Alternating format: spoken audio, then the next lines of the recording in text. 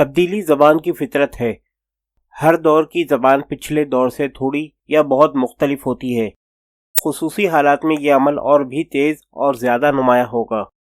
زبان جس قدر بولی اور بڑھتی جائے گی، اتنے ہی اس میں تبدیلی کے امکانات بڑھتے جائیں گے۔ زبان جامد جب ہی ہوتی ہے کہ اس کا چلن باقی نہ رہے۔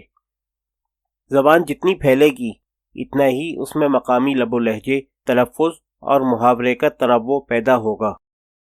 تحتی بولیاں رفتہ رفتہ علیحدہ زبانوں کی شکل بھی اختیار کر لیتی ہیں۔ ہر زبان دوسری زبانوں سے استفادہ و اکتساب کرتی ہے۔ الفاظ اور اسالیب اظہار میں اضافے کا ایک مستقل ذریعہ اخذ و اکتساب ہے، اور ہر زبان مستعار الفاظ کے معنی اور تلفظ میں تصرف روا رکھتی ہے۔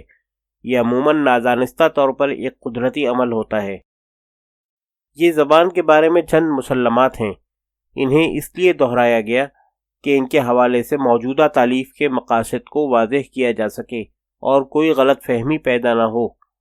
اس لغت کی تدوین میں دو مقاصد سامنے رکھے گئے ہیں۔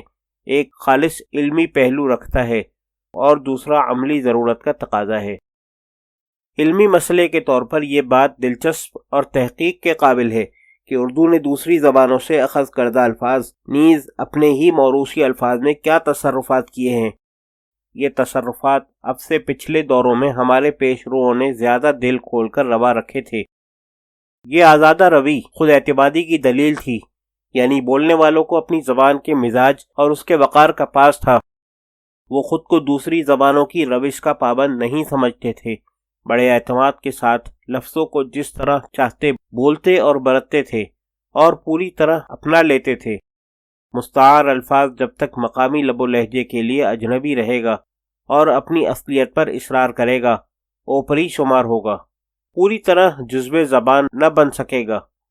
لیکن یہ تصرفات بعض صورتوں میں بیجا اور غیر ضروری بھی تھے، جس کا سبب عمومی ناواقفیت تھی۔ ہمارے یہاں خواندگی کی شرح ہمیشہ سے کم رہی ہے اور اکثریت ہمیشہ حاوی رہتی ہے۔ ظاہر ہے کہ عربی یا سنسکرت الفاظ میں جو تصرفات ہوئے اور بعض صورتوں میں کایا پلٹ ہو گئی، وہ مولوی یا پنڈت نہیں کر سکتے تھے۔ یہ تبدیلی ناخواندہ یا نیم خواندہ عوام الناس ہی کے ہاتھوں ہوئی۔ اہل علم تو ان الفاظ کو مسخ ہوتے دیکھ کر شاید سر پیٹ لیتے ہوں گے۔ بہرحال ان تصرفات کی تحقیق ایک مفید اور دلچسپ علمی مسئلہ ہے۔ اس مطالعے کے ضمن میں کچھ اور لسانی نکات بھی سامنے آئیں گے۔ مثلاً الفاظ کی اصل و اشتقاق کے سلسلے میں کوئی نکتہ جو دلچسپی کا پہلو رکھتا ہو، یا تلفظ یا تذکیر و تانیث یا محاورے میں مقامی یا عہد بعہد اختلافات۔ متروک و متداول الفاظ، غلط العام اور غلط العوام، فصیح و غیر فصیح کا امتیاز۔ جہاں تک عملی مقاصد کا تعلق ہے، ان کی تحریک و ترغیب اسی بنا پر ہوئی کہ زبان ایک تغیر پذیر شے ہے۔ تغیر کئی طرح کا ہوتا ہے۔ نئے الفاظ و اسالیب کا اضافہ اس میں تغیر کا ایک مثبت اور خوشگوار پہلو ہے جسے فروغ دینا چاہیے، بلکہ زبان کا چلن جس قدر بڑھے گا، یہ خود بخود فروغ پائے گا۔ تغیر کا منفی پہلو یہ ہے کہ اچھے خاصے کام کے الفاظ ناحق متروک یا مغلوب ہوتے چلے جائیں، جیسے کہ انگریزی نے ہمارے بہت سے چلتے چلاتے الفاظ کو مار بھگایا ہے۔ بیگانے لفظ اپنے اور اپنے لفظ بیگانے محسوس ہونے لگے ہیں۔ تغیر کا ایک سبب ناواقفیت بھی ہے۔ لوگ دانستہ نہیں، محض نادانستہ طور پر بعض الفاظ کی حرکات یا معنی کو بدل دیتے ہیں، متشابہ لاحق ہو جاتے ہیں۔ اس سے انتشار پیدا ہوتا ہے جو ہرگز مفید نہیں، کیونکہ زبان ہمارا نازک آلہ اظہار ہے۔ ہم اسے زندگی کے گوناگوں مقاصد کے لیے استعمال کرتے ہیں۔ ادب و شاعری سے لے کر قانون اور سائنس تک ہر جگہ صحت اظہار کی ضرورت ہوتی ہے۔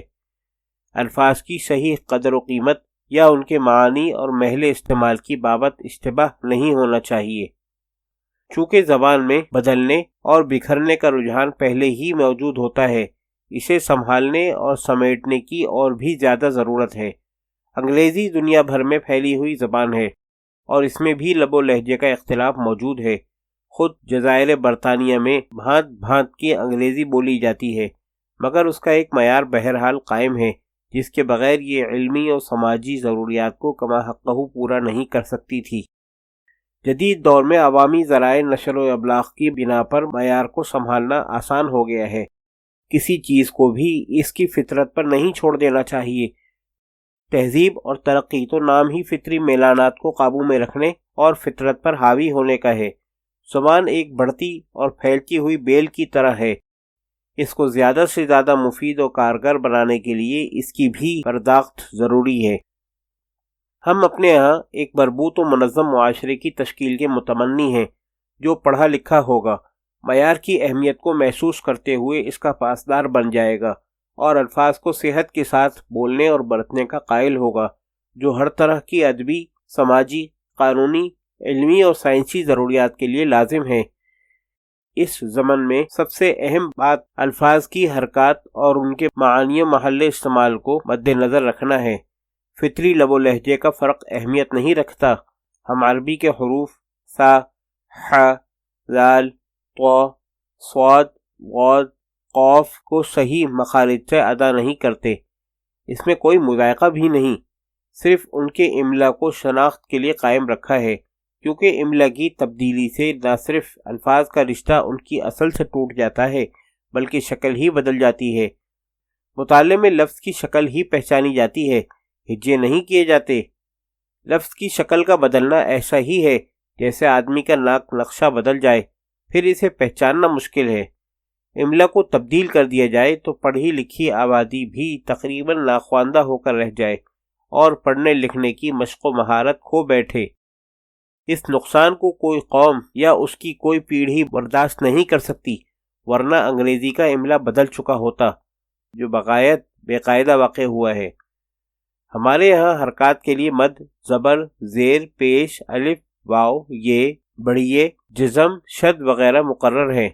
بعض لوگ اس کو اردو کی ایک کمزوری خیال کرتے ہیں، حالانکہ یہ خوبی شمار ہونی چاہیے۔ اعراب جہاں کہیں ضروری ہو لگائے جا سکتے ہیں، مانوس الفاظ کے لیے ان کی ضرورت نہیں ہوتی۔ انگریزی میں اعراب کی جگہ حروف ہی استعمال ہوتے ہیں، اے، ای، آئی، او، یو، وائی، لیکن اس سے کوئی فائدہ انگریزی زبان کو نہیں پہنچتا، کیونکہ ان مصوتوں میں سے کسی کی بھی قدر و قیمت متعین نہیں ہے۔ بات وہیں پہنچتی ہے کہ ہر لفظ چہرے کی طرح الگ پہچانا جاتا ہے، اس کے ہجے نہیں کیے جاتے۔ زبان کا چلن عام ہو تو پڑھے لکھے لوگوں کا کام اعراب کے بغیر بھی چل سکتا ہے، لیکن افسوس ہے کہ اردو کا استعمال محدود ہے، اس لیے بہت سے پڑھے لکھے لوگ بھی بعض معمولی الفاظ کی صحیح حرکات سے مانوس نہیں۔ چنانچہ تلفظ کی غلطیاں خاصی عام ہیں۔ اس لغت کا ایک عملی مقصد صحیح تلفظ کو منضبط کرنا اور ایسی اغلاط کی اصلاح ہے جو ناواقفیت کی بنا پر رواج پا گئی ہیں۔ اس سے انتشار کی روک تھام ہوگی اور زبان کو استحکام ملے گا۔